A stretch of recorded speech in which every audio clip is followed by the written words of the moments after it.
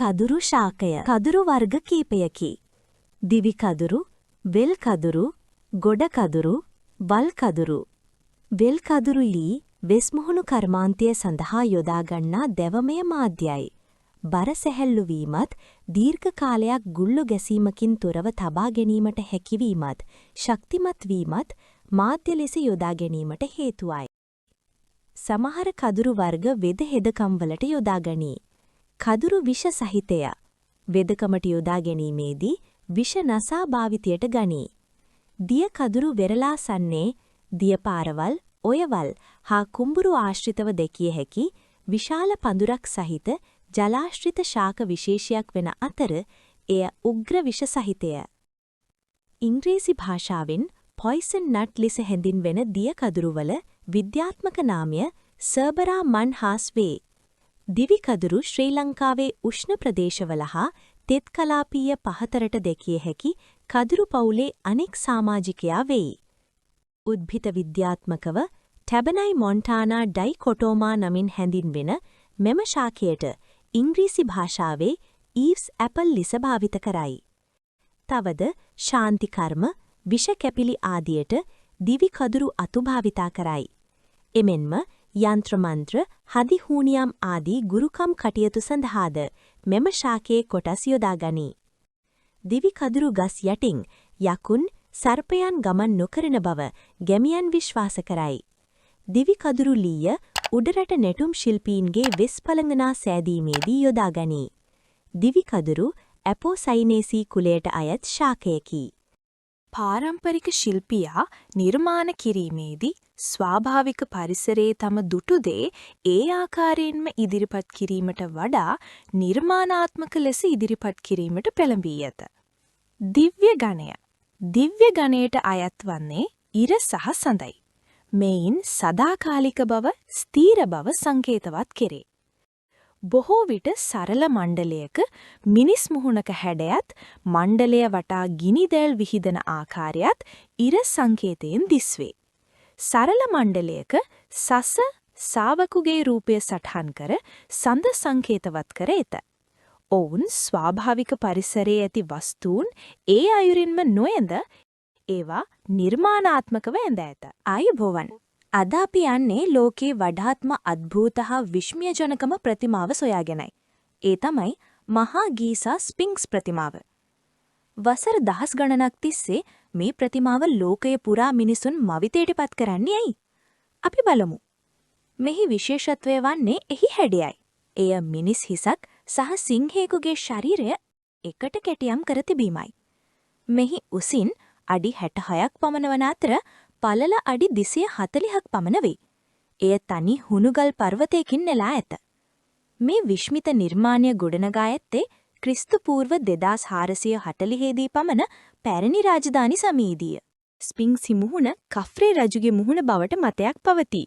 ප්‍රතිමාවේ ප්‍රධාන අරමුණු වූයේ රජුගේ සොහම්බිම් හා පිරමීඩ ආරක්ෂා කිරීම සහ රාජකීය බලය සංකේතවත් කිරීමයි. මේ ප්‍රතිමාව වරින් වර වැලි වලින් වැසී ගිය අතර එය කිහිප වතාවක්ම ඉවත් කර නැවත හෙළිදරව් කර ඇත. මෙහි ඇති තවත් අභිරහසක් තමයි එහි කැඩුණු නාසය. මේ සඳහා විවිධ ඓතිහාසික කතා තිබුණත් නිශ්චිත හේතුව තවමත් මත භේදාත්මකය. කාලයත් සමග සිදුවන හානි නිසා ස්ෆින්ක්ස් ප්‍රතිමාව අදටත් නිරන්තරයෙන් සංරක්ෂණය කරනවා.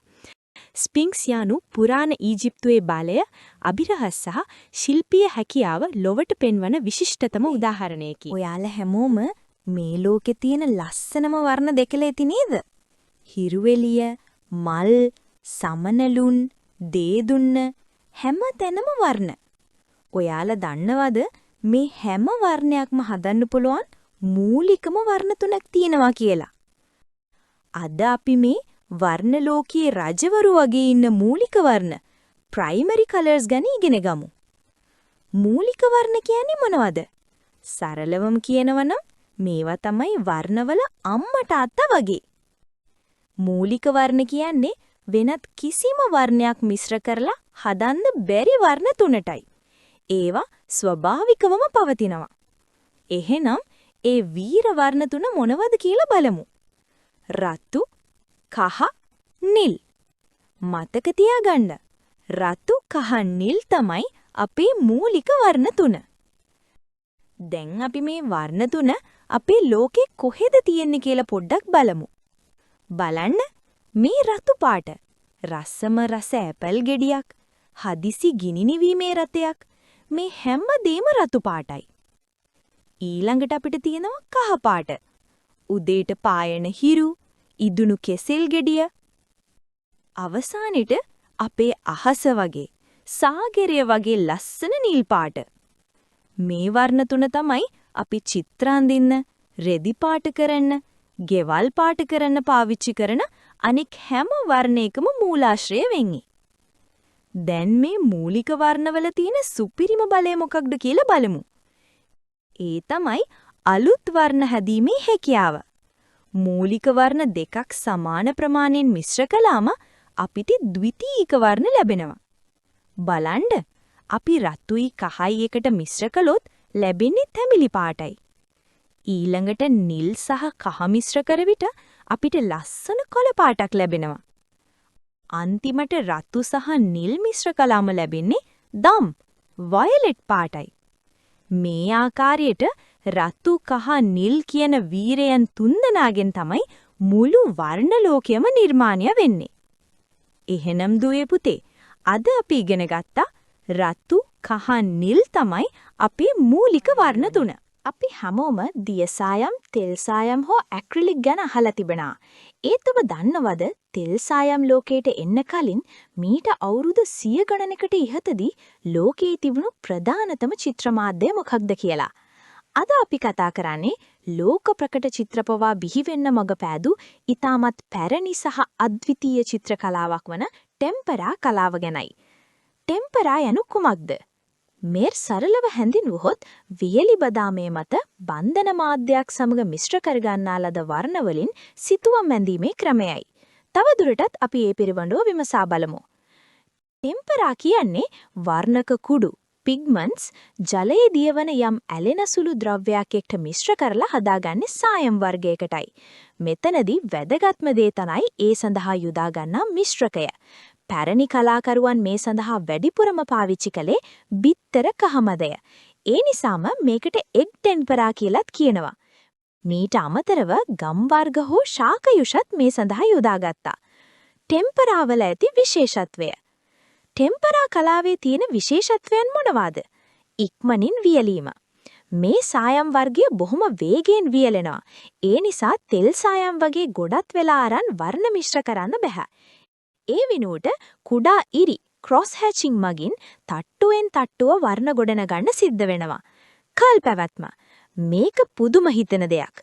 වසර 100 ගණනක් පැරණි ටෙම්පරා චිත්‍ර අදටත් අලුත් චිත්‍ර වගේම දීප්තිමත්ව තිබෙනවා. ඒවා තෙල් සායම් වගේ කාලයත් එක්ක කළු වෙන්නේ ඌ ඉරිතලන්නේ නැහැ. ටෙම්පරා සහ තෙල් සායම් අතර වෙනස. ඔබට හිතෙන්න පුළුවන් ඇයි එහෙනම් තෙල් සායම් ආවට පස්සේ ටෙම්පරා අඩුවෙන් පාවිච්චි කළේ කියලා. තෙල් සායම් වලදී වර්ණ එකිනෙක මිශ්‍ර කිරීම ඉතා ලෙහෙසි. ඒත් ටෙම්පරා වලදී ඒක කරන්න අමාරුයි. හැබැයි ටෙම්පරා වල තියෙන මැට් නිමාව සහ එහි ඇති ස්වභාවික පෙනුම වෙනත් කිසිම මාධ්‍යයකින් ගන්න අමාරුයි. ලෝක ප්‍රකට උදාහරණ. ලෝක ඉතිහාසයේ රෙනසාන්ස් හිවත් පුනරුද යුගයේ ශිල්පීන් මේ කලාව අතිශයින්ම ජනප්‍රිය කළා.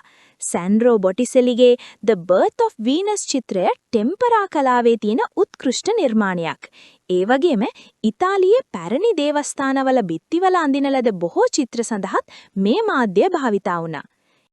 ඉතින් අද අපි ඉගෙන ගත්තේ අතීත කලාකරුවන් සොබාදහමේ දේවල් පාවිච්චි කරලා කොච්චර අපුරු නිර්මාණ කළාද කියන එකයි.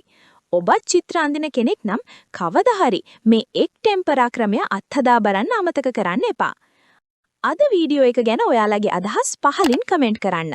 තවත් මෙවැනි කලාත්මක වීඩියෝ එකකින් අපි ඉක්මනින්ම හමු වෙමු. අපේ channel එක subscribe කරන්න අමතක කරන්න එපා. ස්තුතියි.